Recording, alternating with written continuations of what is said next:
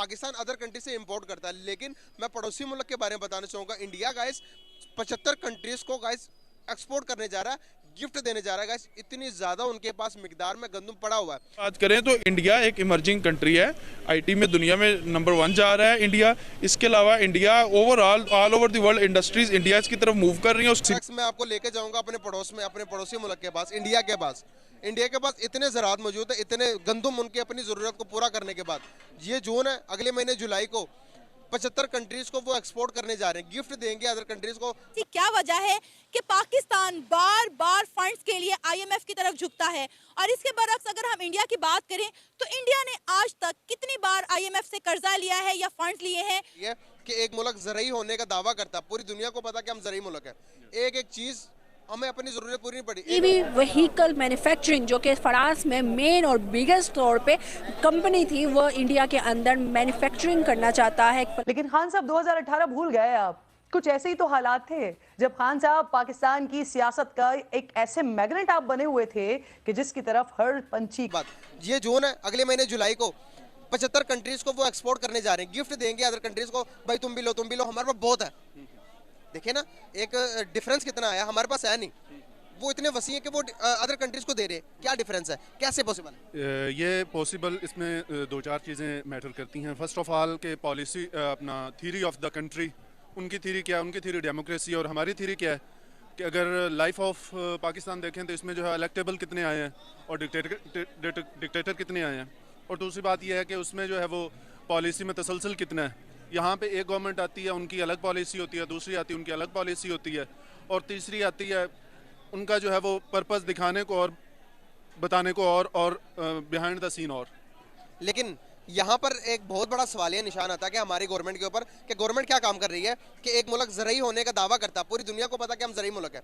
एक एक चीज़ हमें अपनी ज़रूरत पूरी नहीं पड़ी। एक टाइम आया था चीनी का बहरान था, चीनी का हमारी कमी पूरी नहीं हो रही थी, हम दूसरे मुल्कों से इम्पोर्ट की।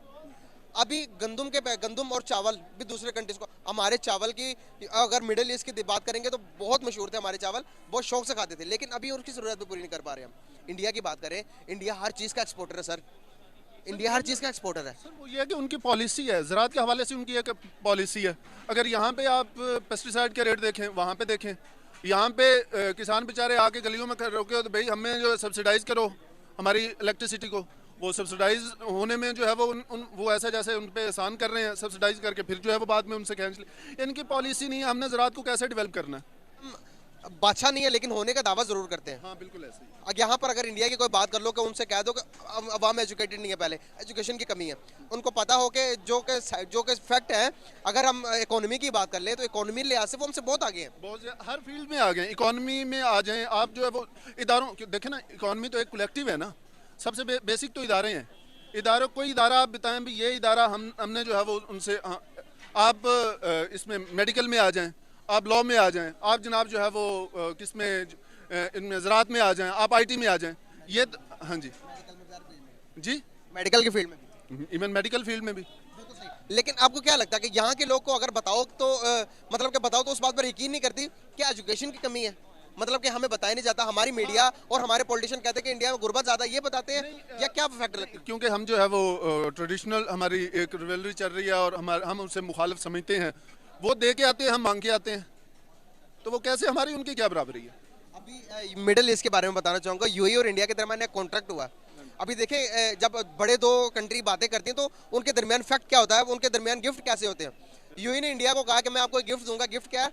UAE to Mumbai under water train होगी, बुलेट ट्रेन, जो कि 2 घंटे के अंदर आप आराम इजीली आ सकते हैं यूएई के अंदर, और इजीली कोई भी बंदा जा सकता है मुंबई के अंदर। क्या वजूहत है कि फ्लाइट्स के अंदर जब फ्लाइट बुक करते हैं तो वहाँ पर मसले हो जाते हैं कि मौसमी मसला ये ना फेस करना पड़े, दोनों मुल्कों के दरमियान ट्रेड इजीली हो सके। देखिए इस किस्म की ट्रेड होती हैं। और हमारे पास देखिए क्या सीन, हमारे पास जो है वो हमें कहते हैं भेजा लड़ने के लिए हमें फौजी दे दो, हम जो है वो आपको पैसे दे देंगे।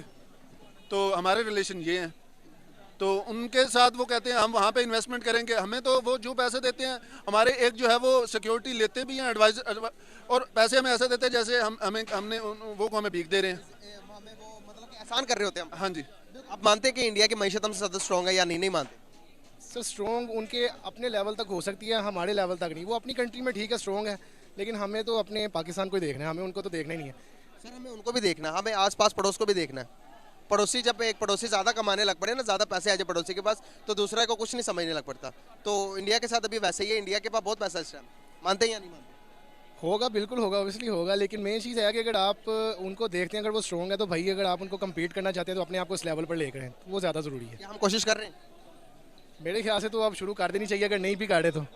सर उनकी मैशत पता कहाँ पर दुनिया के रिलायबल कर रही है? दुनिया की 5वीं बड़ी मैशत बन गई है। होगा सर, इसका तो मुझे पता था इस बारे में? नहीं, इस बारे में नहीं पता था, ये अभी आप नहीं बताया। आपको पता है कि हमारे फॉरेन रिजर्व कितना बचा हुआ गवर्नमेंट के पास? दिवालिया तो कर चुके हैं, पीछे रह गया कुछ भी नहीं है जो हमें बेसिक चीज़ें क्यों नहीं पता अपने बारे में? हमें देखे ना, एजुकेट नहीं किया जाता, मसला ये है। हमें अगर एजुकेट करेंगे तो पता चल जाएगा कि हमारे पास हो क्या रहा है, वरना ये पॉलिटिशियन जो के बैठे हुए हैं इनको उठा उठा के मारे लोग। बिल्कुल ऐसे ही है, हमें एजुकेट नहीं किया जाता, मसला ये है। यही सारी हम खुद एजुकेशन नहीं लेना चाहते। सर कुछ लेना नहीं चाहते, और जो हमें बताना चाह रहा होता है हम उसकी नसीहत को मानते नहीं है, सबसे बड़ी बात ये है। मेरे बताने से पहले यहाँ की मीडिया दिखाता कि हिंदुस्तान के अंदर बहुत ज़्यादा गुर्बत है, वहाँ के लोगों के पास टॉयलेट नहीं है, वहाँ के लोग बाहर सड़कों पर सोते हैं। पर हमारी गवर्नमेंट ये नहीं बताती कि दुनिया की 5वीं बड़ी मैशत बन गई है, दुनिया को लीड कर रही है, दुनिया की बड़ी से बड़ी कंपनी का नाम वो इंडिया के अंदर मौजूद है। ये क्यों नहीं बताती हमें? अभी अगर आप सबसे पहले पाकिस्तान की अगर बात करें, पाकिस्तान के आप देखते हैं कि बहुत मतलब एक क्रिटिकल सिचुएशन होती जा रही है इकोनॉमी वाइज या पॉलिटिक्स वाइज। शहबाज शरीफ ने कल एक बयान दिया है, हमारे जितने भी में भी आपने सुना हो 6 लाख IIT के स्टूडेंट्स लोग मौजूद हैं इस टाइम पाकिस्तान के अंदर। उनका कहना है, शहबाज शरीफ ने उन सबको इकट्ठा किया, इकट्ठा करने के बाद उन सबको कहा कि भाई पाकिस्तान के जो रिज़र्व हैं वो बहुत तेज़ी से गिर रहे हैं, पाकिस्तान की बुरी से बुरी हालात होते जा रहे हैं। हमें अब 2025 तक जो है 15 बिलियन IIT के जो है वो बाहर से आने वाले रिजर्व चाहिए। आप इस पर काम करें, 6 लाख अभी हैं, वो कह रहे हैं कि आप इस पर काम करें। पहले हमने इस बारे में नहीं सोचा, लेकिन जैसे इंडिया IIT का हब बन गया है USA के बाद, अब हम इंडिया को कॉपी नहीं करेंगे बल्कि उनसे सीखेंगे। शहबाज शरीफ ने ये सीखने का बयान दिया। क्या लगता है इसमें, क्या मतलब अगर हम देखें तो इंडिया से सीखना चाहिए हमें? बहुत अच्छा इनिशिएटिव है शहबाज शरीफ साहब का। अगर वो किसी भी ऐसे कंट्री से जो किसी पर्टिकुलर फील्ड में अच्छा जा रहा है तो हम उससे सीख सकते हैं। वो इंडिया है, वो US है, वो बांग्लादेश है, कोई भी कंट्री है, अगर हम उससे सीख सकते हैं तो बहुत अच्छी चीज़ है। लॉकडाउन की वजह से कितनी ज़्यादा जो कंपनीज थी वो मूव ऑन कर गई इंडिया। इवन अगर कल की बात करें तो ताइवान की एक कंपनी जो कि चिप वो बनाती है, चिप्स वगैरह इस तरह की चीज़ें बनाती है, वो भी मूव कर गई इंडिया। जापान को बीट किया इंडिया ने, ये व्हीकल्स वगैरह में, ये जो कार्स वगैरह होती हैं इसमें बीट करके सेकंड लार्जेस्ट वर्ल्ड की जो है वो कार व्हीकल्स जो है एक्सपोर्टर बन गया। क्या लगता है कि अगर हम देखें तो डे बाई डे उसका रुझान दूसरी तरफ जा रहा है? क्या इसके पीछे कौन है? उनके गवर्नमेंट या उनके लोग भी उनके साथ सिंसियर है?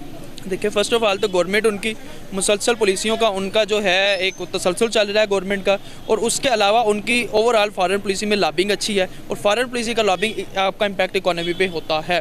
उनकी लॉबिंग में जो कंट्रीज़ हैं USA या जो ऑस्ट्रेलिया फर्दर एक्सटेंड करें उसको, या यूरोप के कुछ कंट्रीज़ हैं, तो उस लॉबिंग का उन पर कुछ अच्छा इम्पैक्ट पड़ा। दूसरी जो आपने ताइवान की चिप्स वाली बात की, चिप वाली, तो वो चिप रीन्यूएबल एनर्जी के लिए बहुत अहमियत की हामिल है। जिस तरह हम ये बात करते हैं कि source of energy middle east से मुंतकिल हो जाएगा उन कंट्रीज़ की तरफ जो रीन्यूएबल पर काम करेंगे, उसमें हम सेंट्रल एशिया की भी बात करते हैं तो ताइवान हब है। ताइवान इस वक्त रीन्यूएबल एनर्जी का पूरी दुनिया में हब है। अगर ताइवान से कोई इंडस्ट्री रीन्यूएबल एनर्जी के रिलेटेड इंडिया में गई है तो ये इंडिया के लिए बहुत अच्छी बात है और इंडिया के फ्यूचर के लिए ये बेहतर है। अभी कल की बात करूँ ना, इसमें सऊदी अरेबिया की अगर मैं बात करती हूँ, सऊदी अरेबिया ने एक 20 रुपये का जो है वो नोट रियाल उन्होंने जारी किया। उसके ऊपर जो है पीछे मैप में हमारे गिलगित बल्तिस्तान को और उसके अलावा हमारे कश्मीर को उन्होंने मैप के अंदर इंडिया का शो करवाया। क्या लगता है कि अगर हम देखें तो ये दोनों हिस्से हमारे हैं, लेकिन उन्होंने सऊदी अरेबिया ने इंडिया को क्यों शो करवाया? देखें, ये हिस्से बिल्कुल हमारे हैं, लेकिन फॉरेन पॉलिसी में या ओवरऑल दुनिया में आपको किसी भी प्रोपेगेंडा के लिए ओवरऑल दुनिया वैल्यूज़ बेस्ड नहीं बल्कि फ्रेंड्स बेस्ड चलती है, रिलेशंस की बेस पे चलती है। सऊदी अरेबिया से हमारे ताल्लुकात बेहतर हैं ज़्यादा, क्या समझते हैं? हमारे हो सकता है कि सऊदी अरब से हमें लगते होंगे ताल्लुकात बेहतर हैं ड्यू टू द रिलीजन, और लेकिन सऊदी अरब की आप देखेंगे साथ इंडिया के साथ ट्रेड, और सऊदी अरब की आप देखेंगे US के साथ एक पुरानी लॉबिंग,